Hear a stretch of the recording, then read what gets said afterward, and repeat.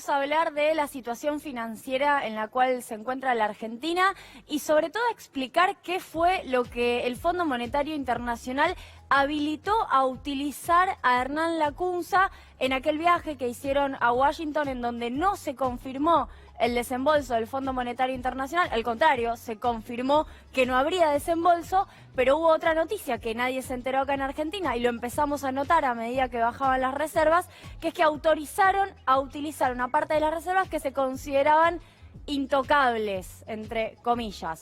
Vamos a mostrar primero en qué situación está el patrimonio del Banco Central de la República Argentina, que es de todos los argentinos también.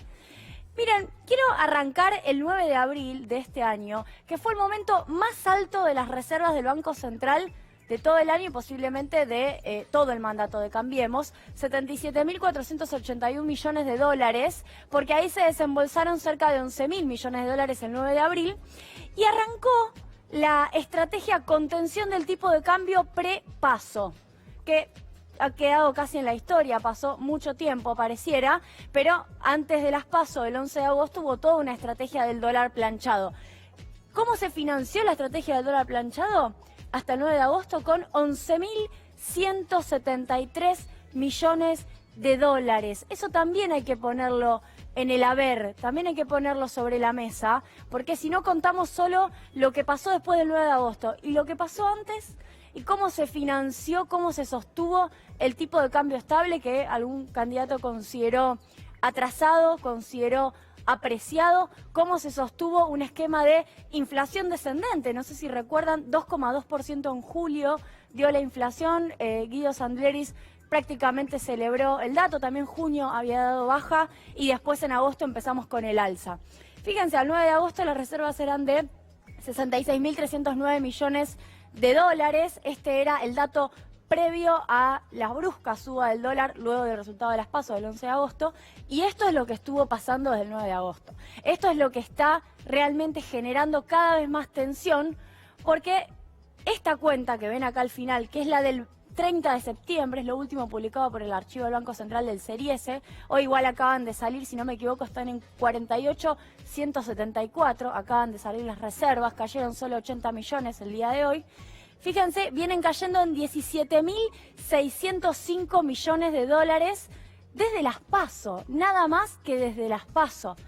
Y todavía van a seguir cayendo más. Y en las PASO además hubo un pedido de parte del Frente de Todos explícito, hubo un llamado de Axel Kicillof a Guido Sandleris para pedirle hacer lo que tengas que hacer en relación con la política monetaria, pero no me toques las reservas. Trata de conservar las reservas lo más intactas posible. Y sin embargo tenemos esta caída. Vamos a mostrar ahora el famoso cálculo de las reservas netas que se hizo muy famoso a fin de 2015. Y que no hemos utilizado, la verdad, en estos últimos 4 años. Yo considero que las reservas netas son un cálculo interesante para el análisis, pero no necesariamente para hacer política y criticar, obviamente, al gobierno, como se lo hizo en 2015. Pero sí, en este caso es importante revisar qué es lo que está pasando. Fíjense, hoy las reservas netas, esto da unos 50.000 millones porque es al 26 de septiembre. Esto que está azul acá arriba son las reservas netas, lo que se puede usar. 12.600 millones de dólares. Más no se puede usar. Ahora, esto naranja era la plata que no se podía tocar porque la había puesto ahí el Fondo Monetario Internacional en 2018, unos 7.165 millones de dólares, que ¿para qué estaban? Para fortalecer la reserva, para que el Banco Central tenga espalda, para que el Banco Central diga, yo intervengo en el tipo de cambio y me la banco en criollo, no me lo vas a correr al tipo de cambio. Yo puedo atender la salida de depósitos, yo puedo atender el pago de vencimiento. Es decir, las reservas tienen también la función de mostrar la fortaleza del Banco Central. Esto no se podía tocar y esto es lo que está bajando. Hoy esto está a la mitad, los 7.165 millones de dólares. Otros depósitos, 1.700. Los encajes, ¿qué es esto? Violeta, los 7.989 millones de dólares, es el 35% aproximadamente de todos los depósitos en dólares que tienen ahorristas del otro lado que nos estén viendo, están encajados, integrados en el Banco Central. Esto no se puede usar, porque esta es la plata de los ahorristas. Entonces también lo descontamos. Y todo esto verde podríamos parafrasear a un periodista que a fin de 2015 decía que eran los dólares truchos de China. Bueno, es el swap con China que básicamente el gobierno amplió 18.200 millones de dólares. Tampoco se puede convertir a dólares, son yuanes y como todos sabemos la guerra Trump-Xi Jinping, bueno, claramente incide en esto. Conversión de yuanes a dólares está un poco difícil.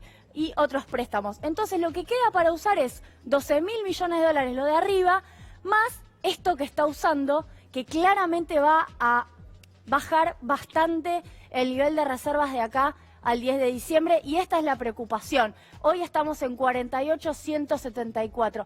¿A cuánto llegamos al 10 de diciembre?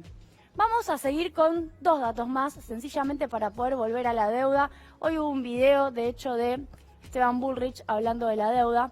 Parecía importante retomar estos datos para recordar. Esto está publicado, entran a Ministerio de Hacienda, Secretaría de Finanzas, datos trimestrales. Tienen todos los cuadros de la deuda publicados por el actual gobierno, el antes y el después. 337.267 millones de dólares es la plata que debemos todos los argentinos. ¿Cuánto se debía en 2015? Este valor, 240.665. ¿Pero qué pasaba? Que esta parte es difícil de explicar, pero lo voy a hacer. Acá adentro hay 50.000 millones de dólares en 2015, que todavía están hoy, pero que forman parte del punto de partida de 2015, que son letras intransferibles que tiene el Banco Central, que es deuda del Tesoro. ¿Por qué? Por haber usado las reservas para desendeudarse. Básicamente, el desendeudamiento del kirchnerismo está expresado en deuda, porque a cambio de la utilización de reservas se emitieron letras que quedaron en el Banco Central. Es decir, hay que descontar las letras intransferibles, que son en torno a los 50.000 millones de dólares. También hay que descontarlas de ahí arriba, que no son parte de un endeudamiento en dólares con no residentes, son parte de un papelito que más de un funcionario de Cambiemos dijo que había que romper, que había que deshacerse de esa deuda que tiene el Tesoro con el Banco Central, sencillamente por haber usado reservas que son de todos los argentinos. Ahí lo tengo escrito. Vamos a la última. Quiero mostrarles, por último, esto que hoy pareciera que va a ser cuestionado por Cambiemos como algo que no es así.